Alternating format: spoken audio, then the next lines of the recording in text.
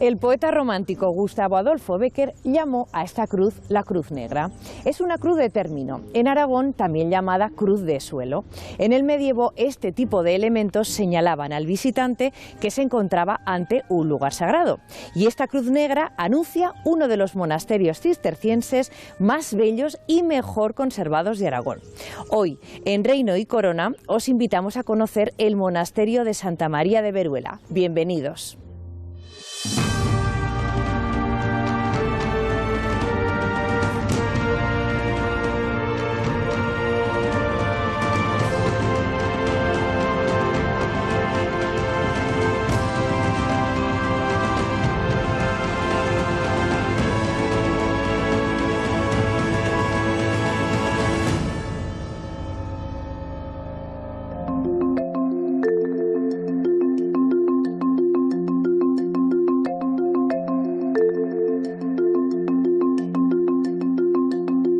Hola chicos, ¿qué tal? Hola.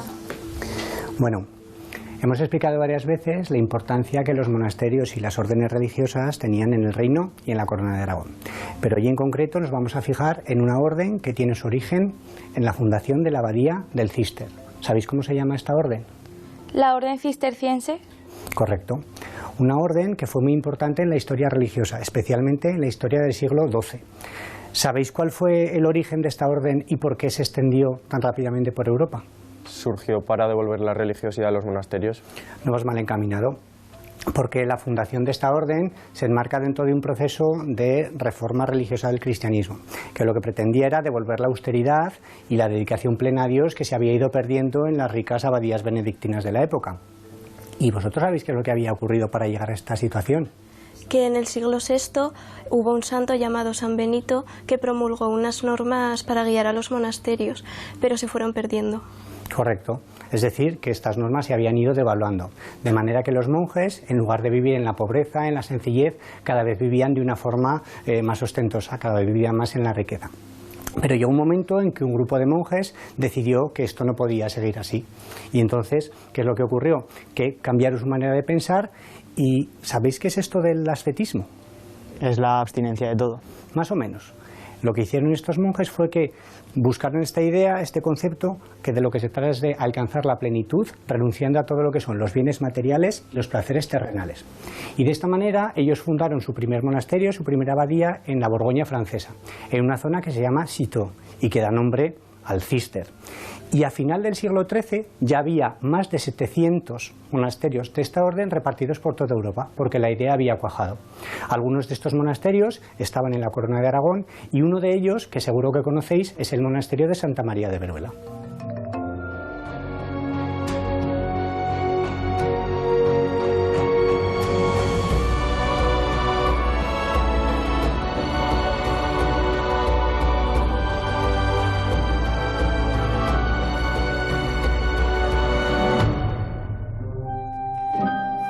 El monasterio de Veruela se sitúa próximo a la localidad de Vera del Moncayo, en un pequeño valle formado por el río Huecha en el Parque Natural de la Dehesa del Moncayo. Es uno de los monasterios cistercienses más bellos y mejor conservados del territorio aragonés, y junto a los de Rueda y Piedra forman el conjunto de cenobios cistercienses más representativos de Aragón, aunque no fueron los únicos que estuvieron bajo la orden del Císter. Veruela, al igual que el resto de monasterios cistercienses, se levanta en un paraje rodeado de naturaleza. Se alza en solitario y en contacto con el silencio, ingrediente fundamental para la meditación. Como reza la regla de San Benito, el monasterio, en lo posible, deberá construirse de manera que todas las cosas necesarias, como el agua, el molino y el huerto, estén dentro de su recinto, a fin de que los monjes no tengan necesidad de salir fuera, lo cual en modo alguno favorece sus almas. Y así fue. Para que los monjes vivieran alejados del mundo, el monasterio está aislado del exterior mediante una imponente muralla de 970 metros de perímetro.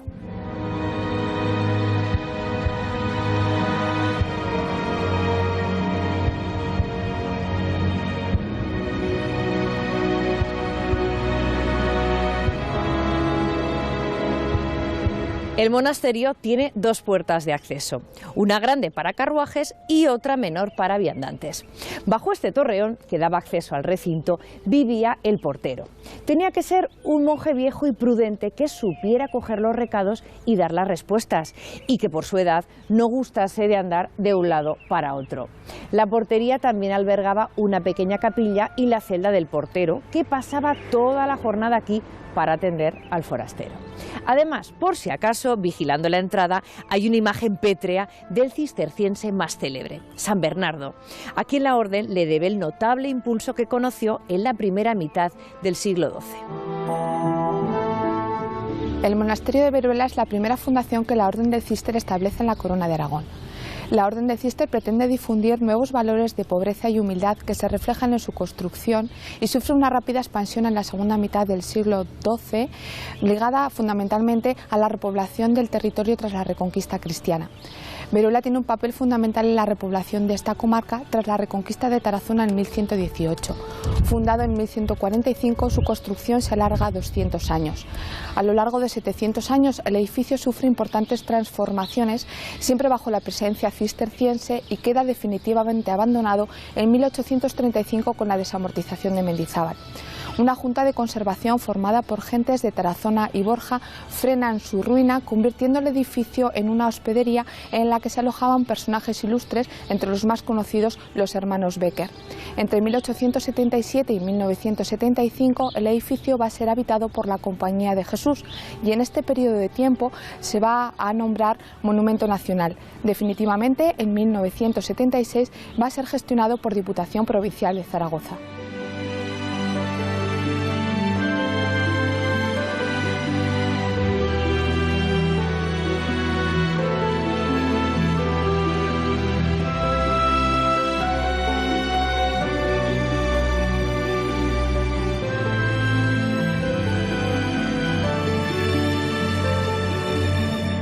Estamos en la mayor y más cuidada edificación del monasterio, la iglesia abacial. Impregnada de espíritu cisterciense, está dedicada a Santa María, algo habitual en la orden. También, de acuerdo con los principios típicos de la arquitectura cisterciense, la austeridad domina estas paredes frías y sin ornamentaciones. Esta sencillez confiere al templo un maravilloso halo de elegancia. Los monjes, atendiendo a la máxima de San Benito, ora et labora, es decir, reza y trabaja, pasaban una cuarta parte del día rezando aquí las distintas horas canónicas, desde maitines a completas. Para no perder tiempo, una escalera facilitaba el acceso desde el antiguo dormitorio a la iglesia. Fue suprimida en el siglo XVI, pero aún son visibles sus huellas.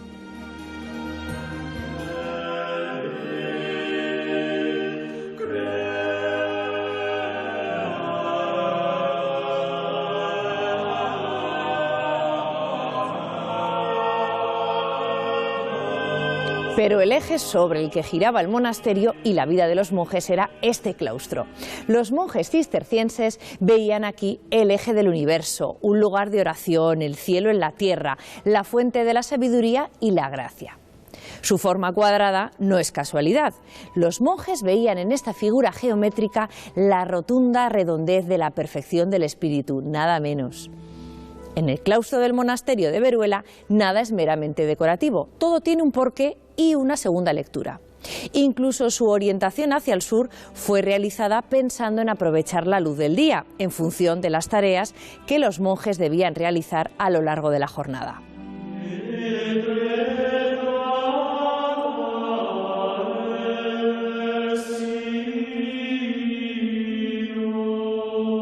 Muchacho, si la impaciencia fuera una virtud, seríais el mayor de los santos. ¿Y qué queréis que haga, maestro? Si tengo tantas preguntas. Ay, qué mal vais a llevar el voto de silencio. Ahora porque sois novicio, pero cuando seáis monje deberéis respetarlo. Y así lo hago. He estado en el scriptorium más de 2 horas sin decir ni una palabra, para no interrumpir a mis hermanos copistas, como vos me ordenasteis. Debéis guardar silencio no solo en el scriptorium, sino también aquí en el claustro, en el refectorio. ¿Y si no consigo refrenar mis impulsos? Pues entonces el abad os impondrá un castigo. Penitencia a pan y agua. Pero Hugo, ¿acaso no escucháis la lectura de la regla todas las mañanas en el capítulo? Claro que lo hago, pero al estar fuera de la sala capitular... La lectura como que no se siente. Pues tiempo habrá para que la sintáis cuando estéis dentro y seáis monje, pero de momento... ¿Puedo haceros una pregunta? ¿Pero por qué me preguntáis? Si la vais a hacer de todas formas. ¿Cómo es que una sala tan importante como es la sala capitular para nuestra comunidad no tiene pinturas, ni decoraciones, ni ningún tipo de ornamento religioso? Yo creo que un poco de color la animaría. Ya no albergo dudas. O estáis sordo o estáis dormido cuando os hablo. ¿Por qué decís eso? Pero muchacho, haced memoria. ¿Qué os conté ayer?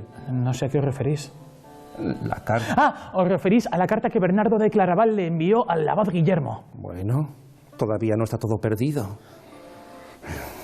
Mira, la fastuosidad y la relajación en los monasterios de Cluny hizo necesaria la reforma. Pero nuestra orden sigue la de San Benito. Así es, pero San Bernardo, viendo la inmoderación en los monjes a la hora de beber y comer y en su forma de vestir, dispuso la sencillez en las construcciones. Todos esos monstruos ridículos que llenan las paredes de otras abadías solo producen distracciones. A la pobreza de los monjes solo puede acompañarle la soledad. Desde luego, maestro. Estos muros nos separan del mundo y de las distracciones. El claustro es un lugar para perderse en el silencio. Es como si estuviéramos en medio del desierto. Pesada carga se hace la soledad y el silencio. Pero no os preocupéis, muchacho, porque la rutina y la costumbre hacen al monje y no al revés. Ya, maestro, ¿y dónde encontrar fuerzas? ¿Aquí mismo? Mirad. ¿Quién es? El santo Job, nuestro ejemplo a seguir. Muchas veces le puso Dios a prueba y su fe fue inquebrantable. Acompañadme un momento por el claustro y os enseñaré más imágenes de Job, pero prometedme una cosa, que reflexionaréis sobre todo esto en vuestro tiempo de estudio. Así lo haré, maestro. Vamos.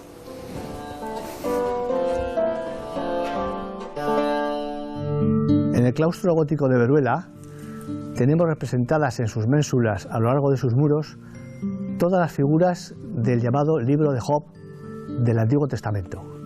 Está Dios, está el diablo, están los tres amigos, está Elijú, el paseante, y está también el Leviatán, y está un Job como Atlante sosteniendo el mundo. ¿Por qué se les ocurriría esculpir una historia como el libro de Job en la que se reflexiona sobre los males, el sufrimiento, etcétera? Pues porque en esa época en Europa está sucediendo por lo menos tres cosas terribles. La peste negra, que está matando a millones de ciudadanos, las invasiones mogólicas que están arrasando, y el cisma de Occidente, nada menos. En la Iglesia hay entonces tres papas, es la época de nuestro Papa Luna. Por eso tiene sentido que se les ocurriera representarlo. Y es curioso que sea el único lugar en el mundo que yo conozca en el que está representado el libro de Job así. Aunque la higuera no dé yemas y las cepas no den frutos, aunque el olivo se niegue a su tarea y los campos no den cosechas, aunque no queden ovejas en el redil y las vacas... Hugo, pero se puede saber qué murmuráis.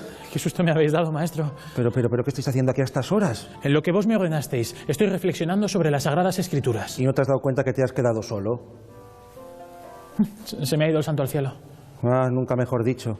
Habéis faltado al oficio de completas. Y al no veros me he preocupado, así que vamos a recibir la bendición del abad antes de irnos a dormir. Esperemos que no se haya dado cuenta, si no... Si no, os esperan unos días de penitencia. Hugo, debéis de ser más estrictos con las liturgias comunitarias. Lo sé, maestro, lo siento. No era mi intención. Es que es muy importante, porque estas horas del día son las que marcan las horas del estudio y las del trabajo. Y así lo hago, maestro. Todos los días, cuando llega la aurora, cruzo el pasillo de los conversos y acudo a laudes para alabar a Dios. Y después, durante las primas, estoy ahí recitando las oraciones con mis hermanos. Cuando pertenezcáis de pleno derecho en la comunidad, entraréis por la puerta de los monjes. Y después de la lectura de la regla recibiréis las faenas del día. Huerta y estudio. Y cuando terminéis las tareas, al oír la campana, acudiréis al refectorio principal. Pero antes pasaré por el lavatorio. Sí, os lavaréis y guardaréis silencio durante la comida. A no ser que me toque leer las Sagradas Escrituras. Eso es. Y después de la comida, un tiempo de descanso hasta la nona. Y después, otra vez a retomar las tareas hasta el día siguiente, las vísperas. Tanto estudio y tanto rezo, maestro. ¿Y si no estoy preparado para servir a Dios? Por cierto, ¿qué estabais murmurando cuando os he encontrado aquí solo? Al hablarme vos de Job, he recordado el Salmo de Laudes, el que recitamos los viernes. Aunque el olivo se niegue a su tarea y los campos no dan cosechas. Yo festejaré con el Señor y gozaré con mi Dios Salvador. El Señor es mi fuerza y me da piernas de gacela. Y me encamina en las alturas. Hacedme caso, muchacho. Estáis preparados. Vamos. Vamos, o si no me veré obligado a acompañaros en la penitencia del ayuno. Y ya soy mayor para semejantes castigos. Dios no lo quiera, maestro.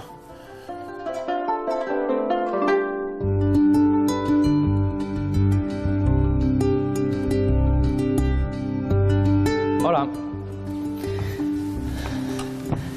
Hola.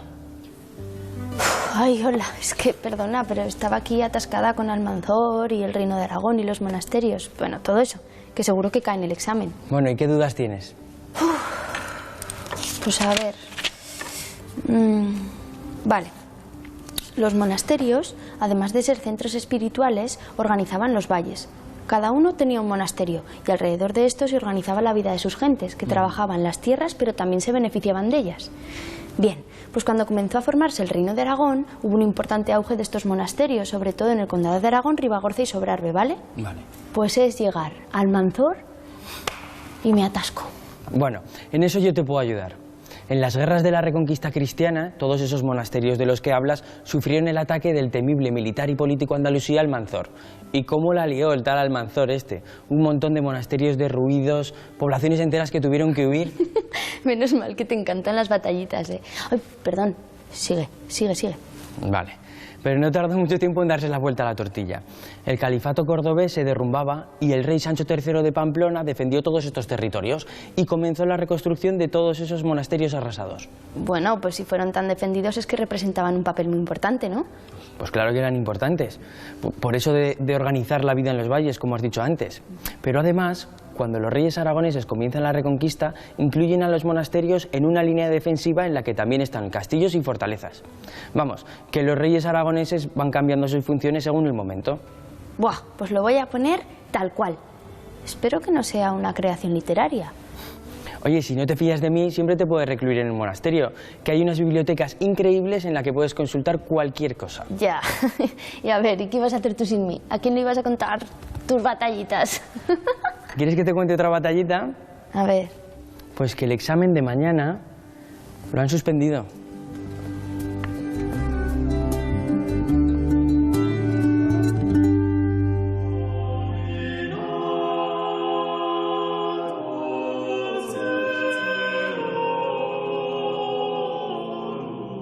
San Bernardo no quería que en los claustros de los monasterios se produjeran monstruos, fantasías, despistes de la vida de oración que se pretendía. Y Veruela es un buen ejemplo. En los capiteles de su claustro hay una decoración contemplativa basada en la vegetación. Más de 24 especies que pueden encontrarse en los alrededores del monasterio. Pero lo más interesante es su disposición. Las plantas que requieren buena iluminación están donde más horas de sol hay, al norte. Y plantas como la hiedra están donde no hay casi luz, en la galería sur.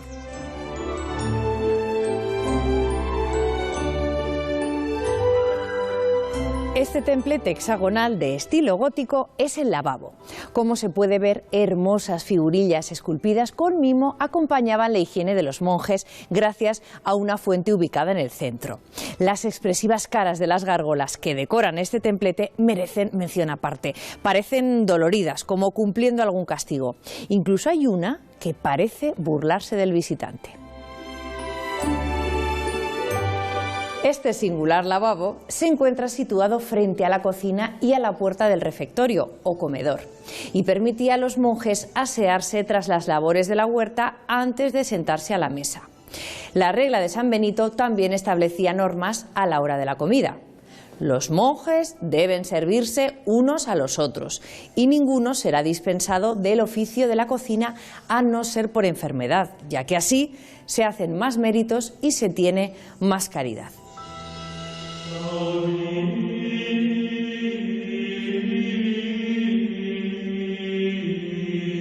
¿Pero dónde estará este converso? Señor, dame paciencia con este tu hijo. ¡Esteban! Hermano prior, perdonadme. Llevo sin resuello. Ya os veo, pero ¿se puede saber dónde estabais? En el herbario, recogiendo dientes de león. ¿Dientes de león? Sí, mi prior, para el hermano Martín. Parece que hace un par de semanas sufre molestias estomacales.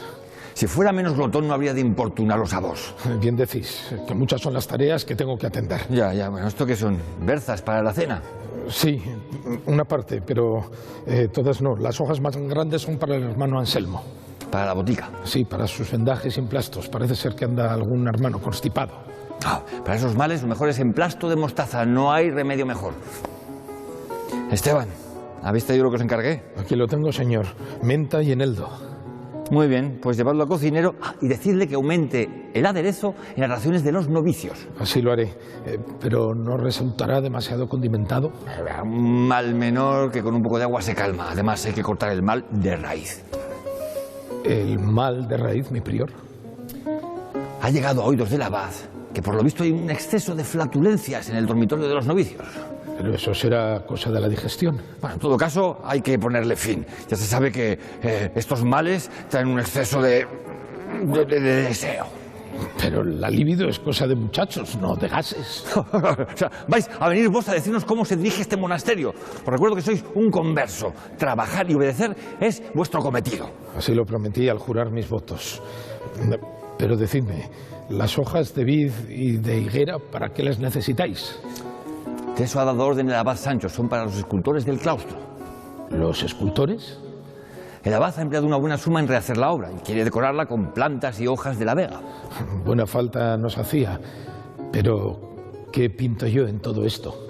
Habéis de vigilar que los escultores dispongan, en la parte norte donde hay más horas de sol, hojas de roble, arce y majuelo, y en la parte sur, hiedra y ranúnculo. De todo esto no debéis preocuparos. Será como plantar un huerto de piedra. ¿Pero para qué tanta molestia? Pues porque los monjes necesitan estímulos para sus meditaciones. No os entiendo, señor. Yo disfruto cultivando, pero de meditar poca cosa. Esteban, no os entretengáis y dale, apresuraos. Como vos digáis. Esteban, y después de los rezos de las nonas, venid que os espero y me traéis un saco de nabos del cillero. Está visto que iba a ser un día muy largo.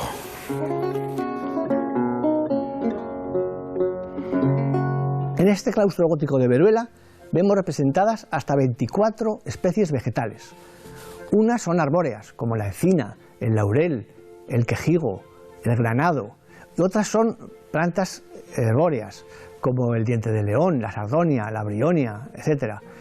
Son plantas que son generales en Europa, pero también hay alguna, como la ulmaria, que se da aquí al lado de las faldas de Moncayo, que es donde está el monasterio.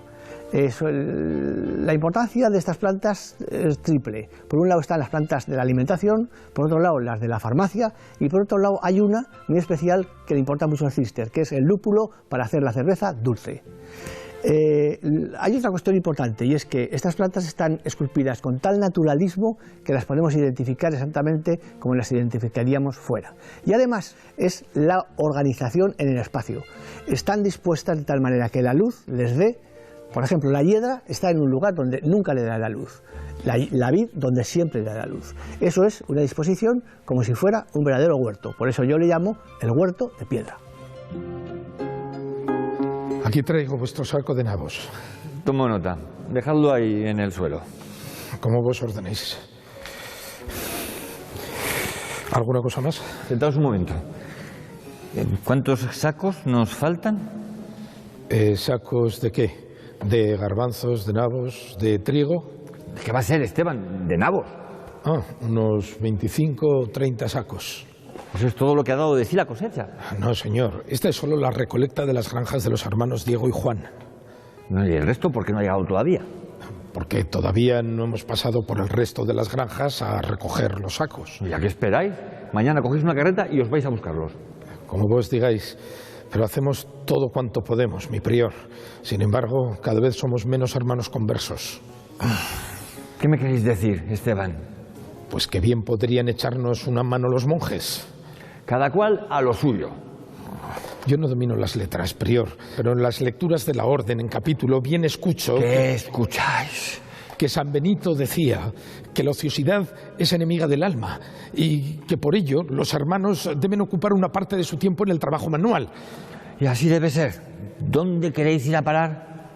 Pues que bien podrían echarnos una mano los monjes y no dedicar tanto tiempo a la lectura y al paseo por el claustro. Y así lo hacen. El trabajo de los monjes se desarrolla en el escriptorio. Y si lo manda el abad, cuando da las órdenes por las mañanas, echan una mano en la huerta. Pero claro, siempre dentro de los muros del monasterio. Sin embargo, los trabajos más duros siempre nos tocan a nosotros. Y así debe ser. Como conversos corresponde trabajar y llevar las cuentas. Y cumplir nuestras oraciones canónicas. En vano sois monje y habéis hecho un voto de obediencia. Debéis saber que el abad ha dado orden de permitir el acceso a varios donatos dentro del monasterio. Bueno, al menos eso es un poco de ayuda. Pero recordad que no son de la orden. Vos sois quien debe llevar las cuentas. ¿Qué cuentas? Pero esas las lleváis vos, ¿no? Que por algo sois alcillero.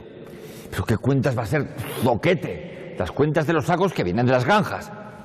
Ah, ¿y algo más, mi señor? Y de las lentejas. ¿Cuántos sacos nos faltan? De esos ninguno. ¿Pero qué decís? Os recuerdo que el abad don Lope ha cedido a Treudo esas tierras a los vecinos porque se hallaban muy alejadas. ¿Y los sueldos convenidos han llegado? Todavía no han llegado. Pues ahora mismo os cogéis una mula y os lleváis al hermano Delmo para cobrar lo que nos es debido. ¿Y algo más, señor? Sí, cogeros todo eso y llevároslo para la cena. Como vos digáis.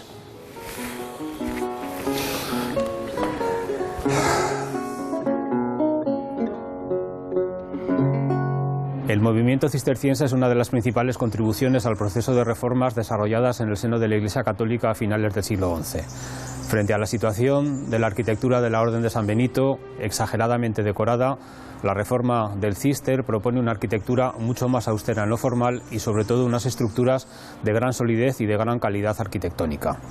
Los monasterios del Císter se articulan de acuerdo con la tradición del plano alto medieval de San Gal en torno a un gran claustro que permite articular alrededor las principales dependencias cenobíticas como son la sala capitular, el refectorio, la iglesia o el dormitorio. En Veruela, las reformas renacentistas y las ampliaciones barrocas se solapan a un complejo de edificios iniciados en la arquitectura románica tardía y completados en plena efervescencia del gótico.